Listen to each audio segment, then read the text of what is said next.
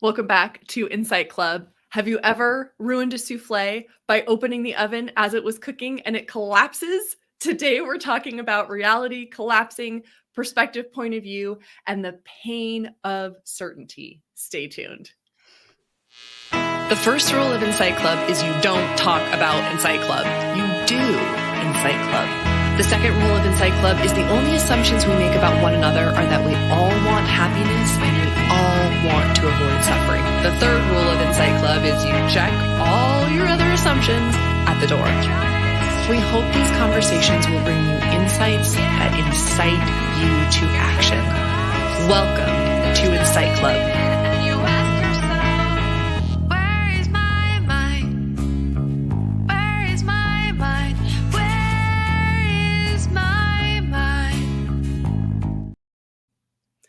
So where is your mind today, Lise? My mind is that all the certainties that we have just make things harder.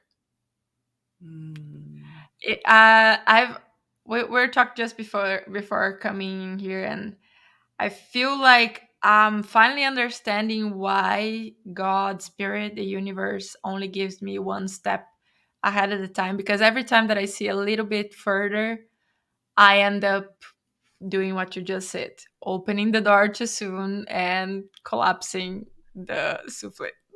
So we should probably say a little bit more about that. We were chatting about quantum physics, as you do, and this concept that an electron is what's commonly used to demonstrate the uncertainty principle, but it's like just anything, is in multiple places at the same time. And it's only when an observer observes the thing that reality collapses, the waveform collapses, the thing that is both a wave and a particle at the same time, the waveform collapses, and that's when the electron is in one place with one certain amount of energy. So the role of the observer is huge. And so we were talking about collapsing, and that made me think of this. I've never cooked a souffle, but this wisdom that's passed on, which is do not open the oven door when you're cooking a souffle. It makes it collapse. And it's that same thing, right? As soon as I come in as the observer, I am collapsing the waveform. I'm, all of this possibility, all this potential now just becomes one point of reality. And so opening the oven door is this notion of like being too nosy. It's like I'm looking before the thing is done cooking. If I were to wait till it was done cooking, I could open the door and I could have a beautiful, light, fluffy souffle. But being so eager, wanting to control, wanting to be certain, wanting to know for sure what it's going to be like, actually is what brings about the outcome I don't want. So we just couldn't resist this idea of the waveform collapsing, the souffle collapsing. And in physics, it's not a bad thing. Like the idea of it collapsing just means it resolves into one thing. There's all this possibility and it resolves into what actually happens. And if you're down with quantum physics, which seems more and more to be like an accurate description of the world we're living in, it means that all that possibility is there. But if you as the observer are really insistent that things are one way, they are going to be that one way. I had a really interesting conversation with somebody yesterday, and she asked me if I believed in manifesting. I was like, what a fascinating question. And I just, all of these things started sparking. And I ended up talking about quantum physics with her as well, which was interesting. It's the theme of the week. But this idea that for sure, it 100% is my experience, and also it just feels intuitively true to me that the nature of the universe is I have a role in determining how the waveform collapses and therefore how reality expresses itself. Now, there's a lot of other baggage there because people use the term manifesting to mean tons of different things, right? Yeah. So it's kind of asking somebody if they believe in God. It's a really loaded question. Like, well, what do you mean by that? But I thought that was just an interesting connection that this theme is coming through my week of we have a bigger role than we might realize or acknowledge in determining how reality coalesces into the things we experience. And that, so can you say more about, you said like God, spirit, universe, only giving you some of the steps or not letting you see really, really far into the distance. Because that would kind of make you like the person opening the oven door and Opening the door too yeah. soon. Yeah, because when we are a little bit more like uh, naive, even I would say, like not knowing and completely in the unknown, we are taking steps and we're taking action out of what feels right and what feels good at the moment. Like we are present here, right? We're not looking at observing ahead, we're observing what's happening right here, right now. Whenever we look further in the future, we tend to collapse that future and then hold on to it instead of following that timeline that is constantly changing, because we're moving timelines all the time, right? It might be that we go into a timeline that is a little bit worse when we get angry, for example, or sad, and then we get a little bit better, and then we get it back into a better timeline and so on. But if we're looking further ahead, then there's not so much room for that fluidity of going here and there, because the future feels certain in a certain direction. So it feels like nothing else can change, and we're too attached to that reality that's going there. And even if it looks like, oh, this is great, we end up making everything else too rigid, that might end up making us go into a timeline that is not the one that we actually want, because we are not actually, we're trying to control the how in everything instead of just keeping the same flow that we were when we saw that possible future. So even when we see a possible future that is the thing that we want, we should still like be able to come back like, okay, saw that, we're going there, but I'm not following that. I'm just here now. I have nothing con- to control in other stuff. Just now. When you said attached, I heard it in a very literal way. And I keep having this image of somebody like climbing up, rock climbing and attaching the rope or attaching the pickaxe like here. And then there might be an easier path. Maybe it's still like you're getting to that summit, but there might be an easier path to it over here. But watch out because you've already attached, like your rope is literally attached. And I'm like, that's a very helpful way to think of attachment. It locks me into a track.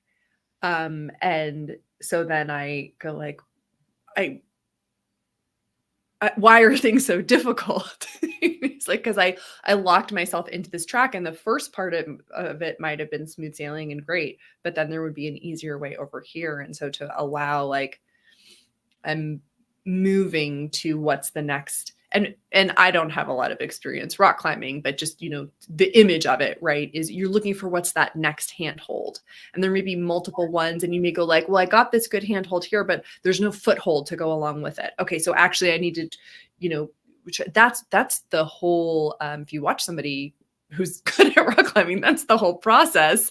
Is that looked good, but I can't move anywhere from it. So I always have to be able to move somewhere else. So it may mean backtracking. It may mean doing something completely sideways. I love that analogy because it it explains well what it is. Like let's say we're looking at the summit, right? Yeah. Yeah. And like, okay, I saw where we're going. So I'm gonna try to go in a linear line because I attached myself there. But that's not the way you're gonna get there. There's no Like handhold. I ran out of handholds. you're gonna end up falling because there's no way to, like it's just gonna make your life harder. And maybe Yeah. there's a different path that would be easier if you're not so attached with there and you're just looking at where you are right now. Yeah. And that's what I feel that happens. Like I tend to feel like, okay, I saw it already, so then and maybe all of us do this. I saw it already, so that's where you're going. But who said that this is the way you saw? You might have a vision, but you're not seeing the path yet. You Yeah. haven't taken steps 1, 2, 3, 4, 6, and you want to be in 10. I often have the opposite challenge where I can't see where I'm going at all. But that's also remedied by being present in the moment and paying attention to um, where am I deriving joy and what do I want to do more of? Do you know Ina Garten? She has she's a cookbook author and she had the series The Barefoot Contessa for a No. bit. So she's got a memoir out. So she's kind of all over social media right now talking about the memoir. And I absolutely adore the way she talks about her career because started she had like one career that she left to open a kind of cooking store and then she left that and started writing cookbooks. And she said, I had no idea any of this was coming. I feel like I'm just swimming. And I'm like, oh, I'll swim over here. And this is nice. And then I'll swim over here. Because the interviewers are asking her, what's next? Now you have this memoir. She's like, I don't know. I just keep moving from one thing that brings me joy to another thing that brings me joy. And when she speaks, you can just feel the gratitude vibrating through every fiber of her being. She's just clearly so happy to be where she is, so happy to have been where she was, and looking forward to what's next. I'm like, oh, I have a new role model. I want to be Yes. in that energy, but specifically that feeling of the way she described it was like, oh, I swim over here and that's nice. Oh, and then I swim over there and that's nice. It wasn't even about looking at a summit, it's just Yeah. paying attention to what's the next yes.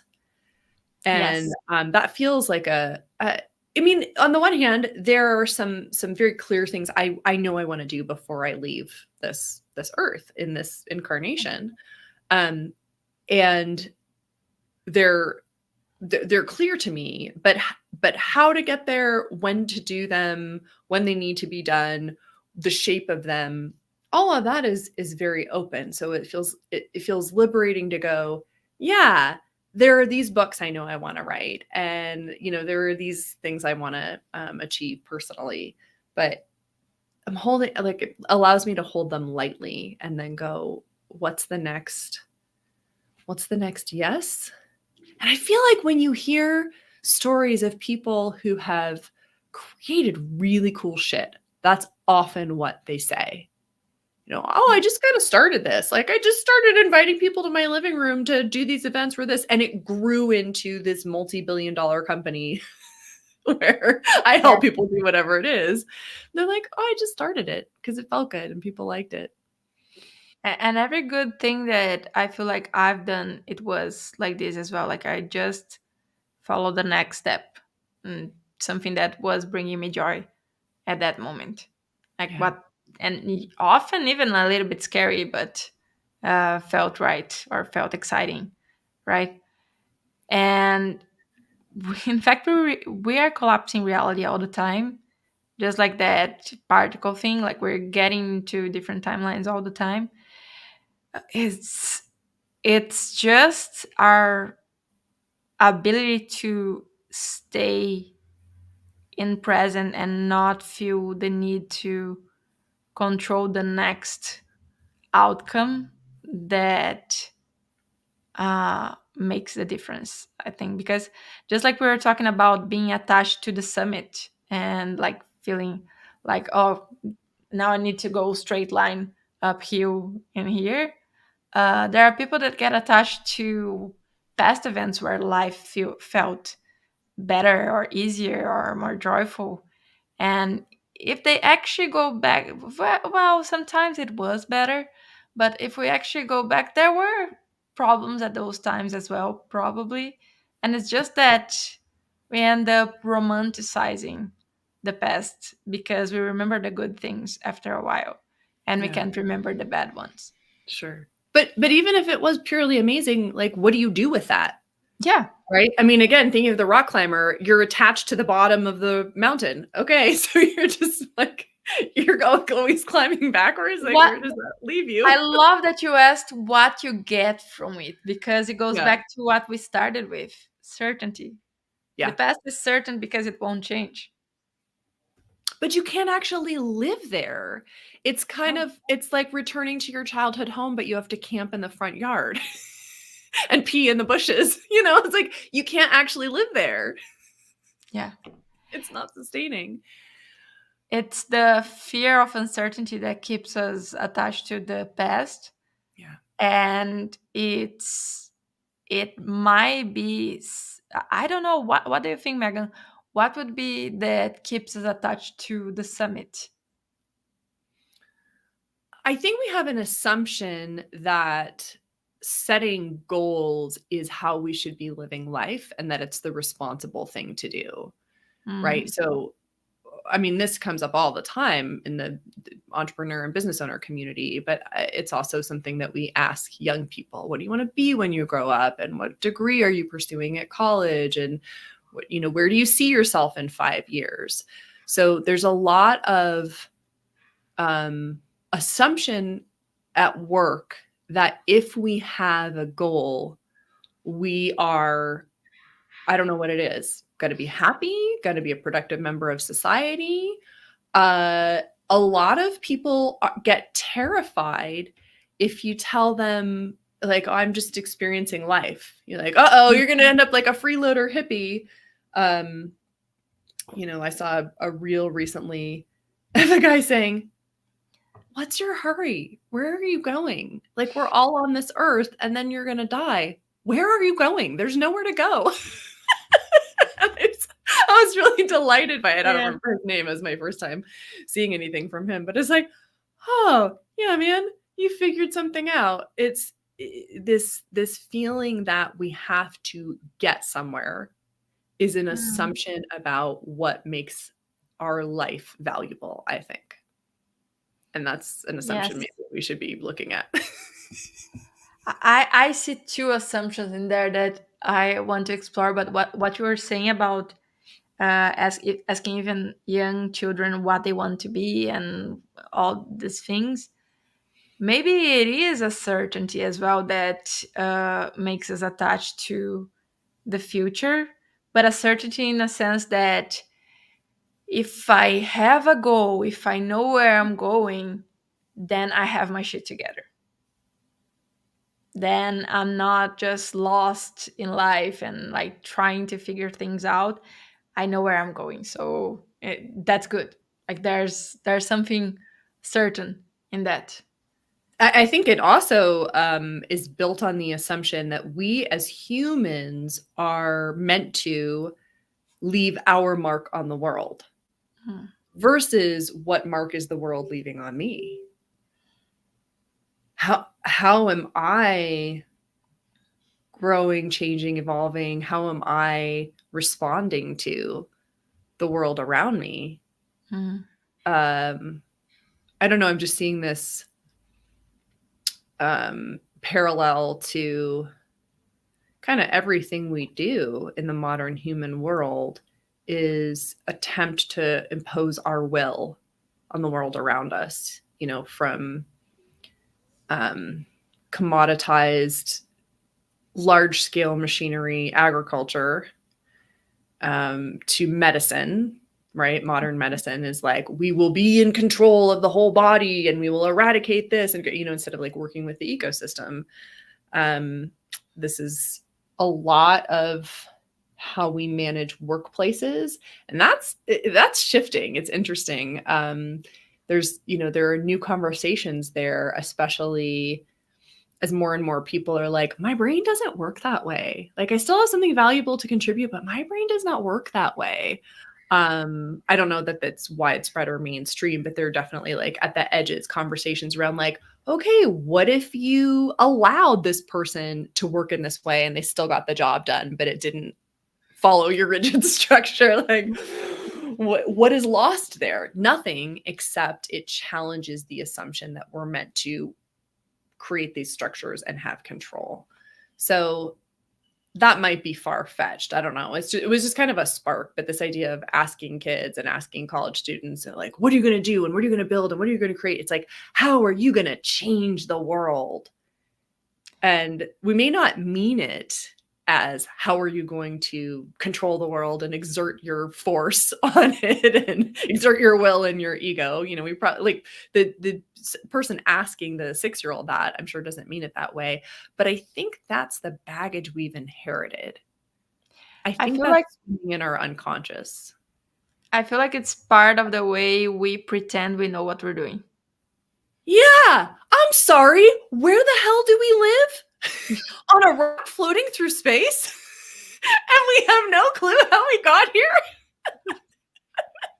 Yeah, basically creating all these sufferings and all these things that we have to figure out and so on. It's a way of avoiding the painful thing of the unknown, that we actually know very little about, even why we came here Yeah, and what are we doing and what happens after and what actually surrounds us and who actually controls this, yeah, because nobody really knows. Like, we might be more spiritual, and we had experiences that open our mind to some of the possibilities that are less attached to suffering and more attached to connection and to learning something.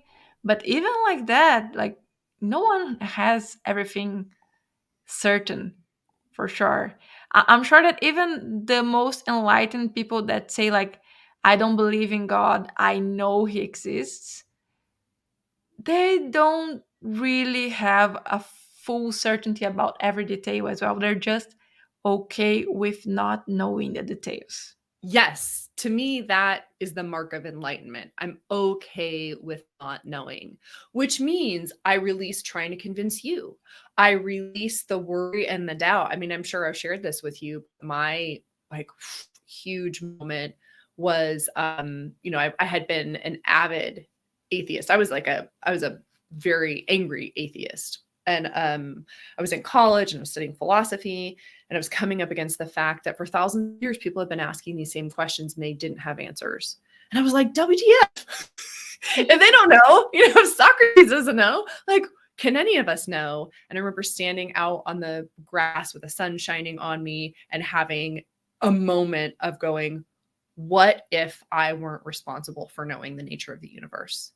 And this weight lifted. And I mark that as the beginning of my spiritual journey, because Mm. it's like, what if I didn't have to know? What if I could release the need to know? Now, that doesn't mean that all in a moment, the emotional pain of not knowing disappeared, right? There's still that drive to be certain, even around, man, like if Grady would be coming home late from something, and it was like, I don't know, like, are you dead by the side of the road, or did you just, you're driving and you can't text back, it's like, of course, there's still that emotional pain of not knowing, but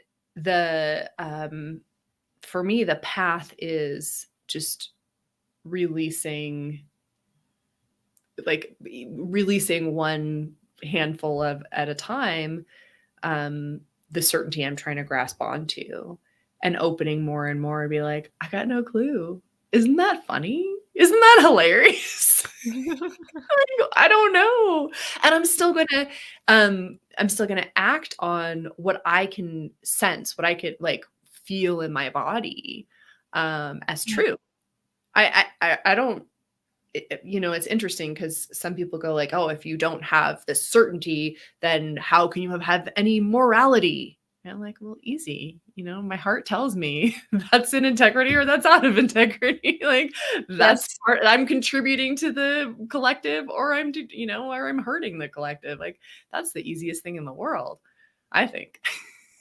I totally agree. And I don't consider myself enlightened. I have a lot of moments where I feel like, what the heck is going on? But I do feel that since I started seeing that, yeah, we're not alone, and there's actually a bigger force that is taking care of everything, and I don't have to hold it all on my hands, even though sometimes I forget and I try to, and then everything collapses, and then I'm like, okay, God, you deal with that. I'm too small for this. And maybe that's good to bring the humbleness as well. Yeah. But I do feel like it shouldn't be an excuse, as knowing that spirit, God, whatever you call, exists and is taking care of things. It shouldn't be an excuse for us to not do our part and not follow the nudges. I mean, because we are God. Yes. It's like I've got to do my God work over here where I can, but I don't need to be everywhere trying to do everything. Um, but knowing what's my work feels like an Yeah. important part of it. And yet, I think that goes back to certainty, because it's such a crisis of identity when our work shifts, when our work changes, when I was like, wait, I'm called to do something different. What does that mean? Or, like I'm no longer interested in the thing that used to really light me up. Or even when relationships break up, or, we shift careers. There are people who used to be in our lives who aren't anymore. Even if there's no rupture, it's just kind of like, oh, wow, we're no longer called to be in communion. um, we're terrified of those changes because we're like, okay, if I have my goal and I have my purpose and I have my work, I have to define myself by that. And now I know I'm doing something uh, productive and beneficial. Yes.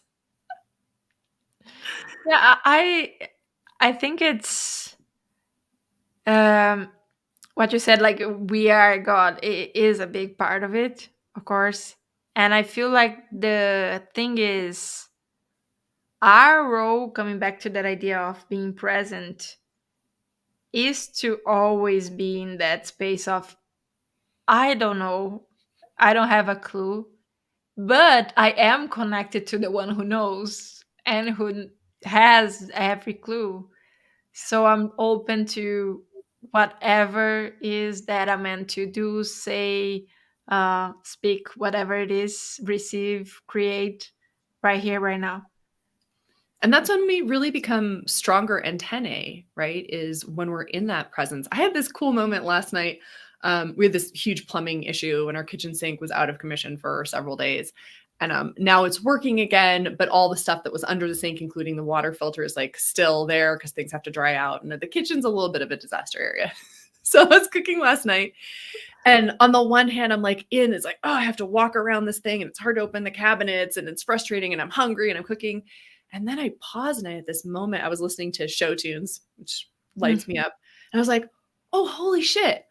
I have this wonderful life where I'm cooking delicious dinner and listening to show tunes, and I'm going to eat dinner with my sweetheart. And I have like I dropped in and became fully present to the amazing abundance of my life. And I was like, oh, a me of the past would have, longed and begged for this.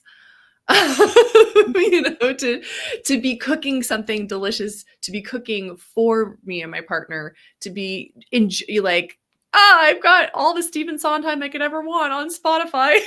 And I was like, oh, let me drop into that reality. And I mean, just all of a sudden it's like, oh, boom, boom, boom, boom, boom.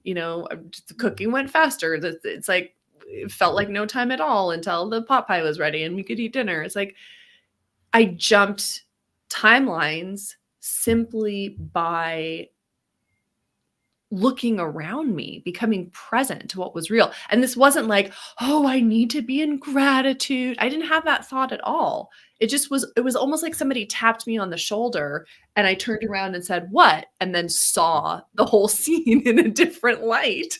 Yes. And the like those pauses give us creativity, creative solutions.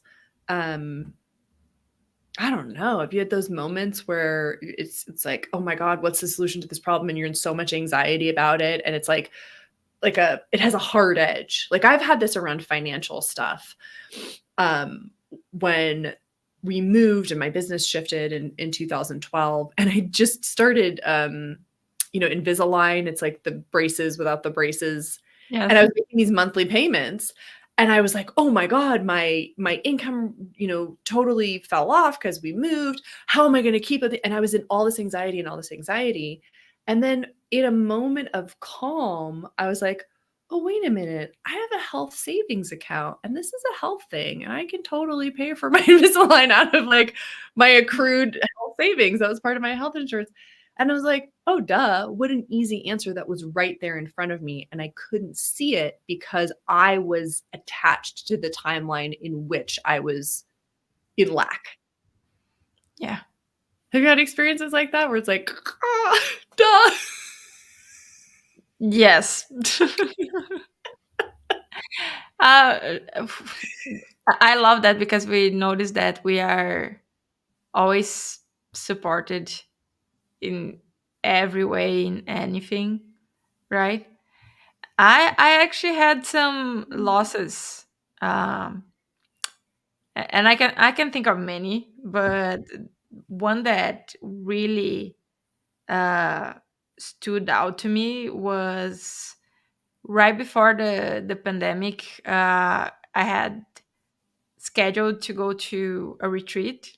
It was Jackie's retreat, Hmm. and I was seeing everything that I needed because my dad had just passed, and I needed someone else to go with me to be able to go, and was looking about the bathroom if it was accessible and all this stuff. And uh, I had bought the tickets, but I bought only the tickets to go. I haven't bought the tickets to come back. Don't ask me why. I was just not certain if I was going to come back from to the same place or if I would travel there and go come from another place. And the pandemic came. We couldn't travel anymore. The retreat was canceled. Of course, money for the retreat was lost. Money from the tickets we couldn't uh, get back because well, the airplane company did a great job, like just making us not be able to get that back, not even in another trip, because we could reschedule, but only for the same place. So like it wouldn't Great, thank you. Thank you. And during a time where we still couldn't travel, but anyway, that's uh, a great. pretty that's a pretty good business model they got going on Yeah, there. great way to deal with that. But then I got to be still grateful because I thought, at least I paid half tickets and Yeah. not full tickets. So I only lost the tickets to go and not the tickets to come back. Yeah. Was still a loss, but there was something in there, and it wasn't like it. I would lack something. It wasn't like a loss that I couldn't repair. I was Yeah. still working. I was grateful that during that time my business didn't stop. Yeah. So yeah, we learned that material losses are not that bad. Like we don't we don't die from that. We don't need to keep in suffering for that. There are other things that are more important. Yeah. You talked too about, I mean, just grieving some things, or maybe you Yeah. mentioned that before we started recording. But yeah, I mean, taking the time to, if it really is sad, and being like, oh, I was really looking forward to going to this event, and wow, the world is shut down, and that feels really sad, and wow, that sucks. That money's gone. Like allowing the feelings to move through us and truly grieving is is huge. And I think part of the certainty paradigm and the goal the assumptions around goals is this this idea of like you pick yourself back up. And you're like, okay, yes, but after you lay yourself down and cry it out. Yeah.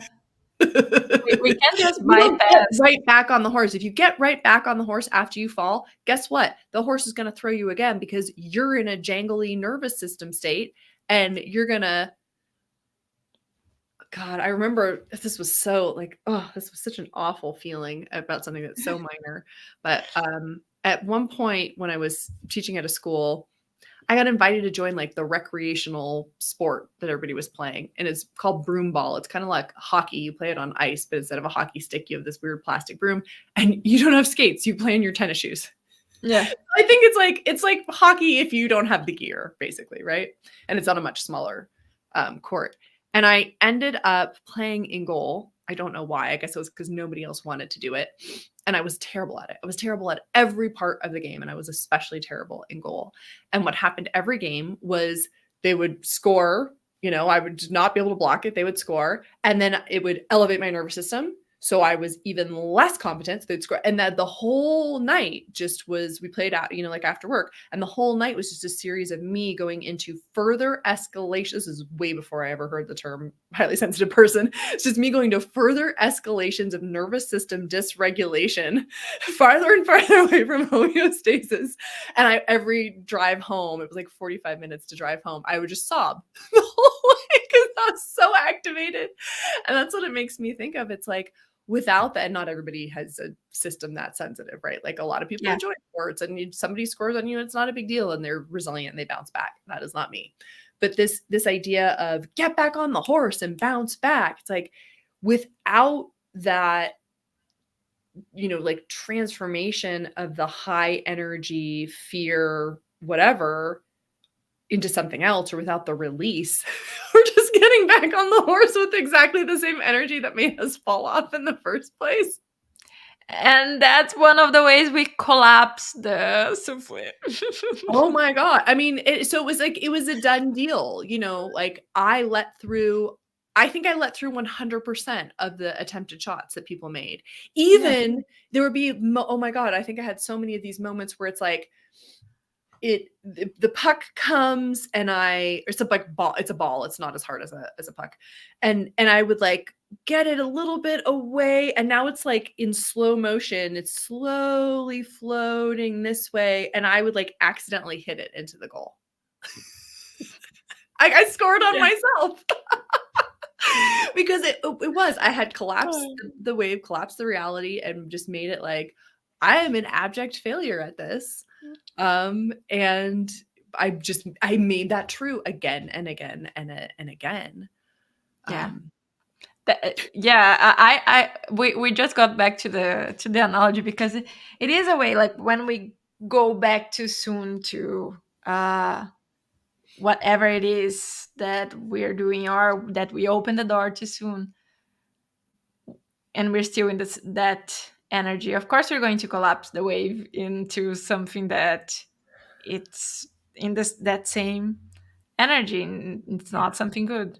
Yeah. And I feel like that for whenever we have any conflict discussion and so on, which was one of the things that made me feel like all that uncertainty and stuff,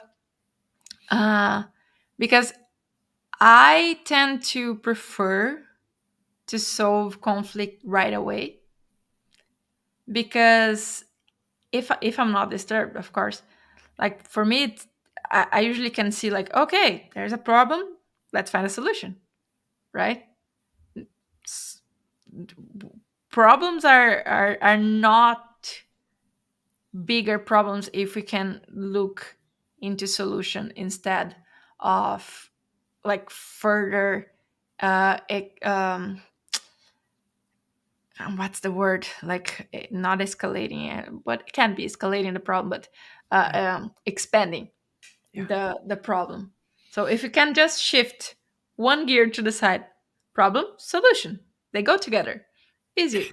We can solve things. The problem is when we look too further in the problem and we throw more things into it and we start digging and digging into the same problem, then it's no longer the moment where we can just solve things in time, and then it's better to close the door of the oven and wait. Yes. Let it Let it let it sit for a moment. let it cook longer. I feel like I've had a lot of experiences where, um, because I stayed in possibility, things had a good outcome. And then it's not scientific, right? Because I didn't test it the other way, right? Like I didn't go through the same exact situation. But recently I left my debit card in the ATM machine. And I went to the gas station afterwards and opened my wallet to pay for gas and realized like, oh, it's my card's not here. And, thought like, oh, it's there. And immediately, my heart's beating out of control and I'm panicked. And I made the conscious decision, like I was still activated, but I made the conscious decision not to jump to a conclusion. And in fact, I put possibilities out that were hopeful. And the first one was like, maybe nobody else has even been through that ATM because there were like three at the bank. So I was like, maybe nobody else has even been through that ATM and it's still there. Then another possibility, I bank with a credit union. That's a community oriented place. Maybe somebody found it and they turned it in. And that, in fact, was what had happened. And I just was like, I'm really in belief that it's my energy that created that impact. Because it wasn't just that it was there. There were like several helpers who stepped up. Like the woman who found it found me on Facebook and messaged me and said, I don't know if this is you, but if it is, you left your card at the ATM and I turned it into the bank. And the woman who worked at the bank helped me and reassured me. It was like, it wasn't a disaster. It was like these helpers came out of the woodwork and made me feel like, wow, human beings are amazing and I love them. And I mean, back to this question, do I believe in manifesting? I mean, in the sense that, do I believe I invited that outcome and helped make it possible by deciding to be in possibility? Heck yeah. Yes. And that's so beautiful because you being possibility, you allowed it to be an option instead of being like, oh yeah, that's lost, there's no way it could be in front of you and you wouldn't see if you were Yes. in that Yes. mode. Yes. So what's your That big insight? yeah, that's one of the reasons why I feel like we really need to remember not to open the door of the oven too soon. It's like the Schrodinger's cat, right? Like it's not dead or alive until you open the box. But the thing is, that's only half of it, because as soon as you open the box, the cat is dead for sure. Because the whole way that thought experiment is set up, it's like radioactive decay or something like this, and if it does it, then it triggers the cyanide gas inside. But Mm. opening the box 100% of the time triggers the cyanide gas. So I love that addition because unless I'm misquoting it, but I'm going to go with my memory of it because I think it's cool. So it's like, as long as it's closed, there's possibility. But as soon as I open it, I have guaranteed I killed that cat. As soon as I open the oven door, I guaranteed I crashed the souffle. So it's not just like, well, let me see. And now it still has the possibility either way. We know for sure the outcome is the negative outcome. Mm. So that's the insight right there. Don't. And again, I might be like misquoting the Schrodinger thought Oh, it's experiment, but perfect because I'm it's like going with it because it feels supportive. yes. It is the same thing like you said with the souffle. Like you know that if you open too soon, it will end up falling apart. So I think the insight is, if you're uncertain, if you don't know yet, don't mess with it. Don't jump to conclusions and try to go back to all the possibilities without taking action on it. Yeah, if you're in uncertainty, congratulations. Wait. It could still turn out well. As soon as you're in certainty, it's for sure a mess. it's for sure a mess. Like, thank you for this uncertainty because it means there's still a possibility it's gonna come out Yeah. for my benefit. Yeah. And then even once it comes out, like how can this still be? Then I can bring in my storytelling and how can this still be for my benefit? Oh, this was my reminder not to open the oven door. Or wow, it turns out a souffle still tastes delicious even if it's collapsed. Mm. Yes. Just doesn't look the way I was hoping it would. That's my insight too. That I mean, when you said like reality collapsing and my mind went to souffle, I was like, oh, yeah, Yeah. that's my insight as well. And it seems like the insight to action could be something around just celebrating uncertainty. Yeah. What would that feel like to just notice uncertainty and celebrate it? I want this on a t-shirt. Don't open the door of the oven. And just an image of a souffle in the oven. Yeah, and also a dead cat. And people will be like, what is going on? Oh, I love that. Okay, let's make it happen. Yes. I love it. Well, So I'd let like us to know. hear from anybody listening. What was your big insight, and what insight action will you take away from this? Will you celebrate Yeah. uncertainty? Does it make sense to you? The souffle, the cat, Yeah, the everything. and then like, in what ways are you checking the oven? What are we doing that's like, is it done yet? Is it cooked yet? Yes. Love it. Mm. N- In the meanwhile, remember that you can still look through the glass, right? As long as you've cleaned the oven. Yeah. And change the light bulb. Oh, that's interesting. Just don't take action. Just wait. Just wait. Brilliant. Beautiful. Till next time, stay safe. Take care.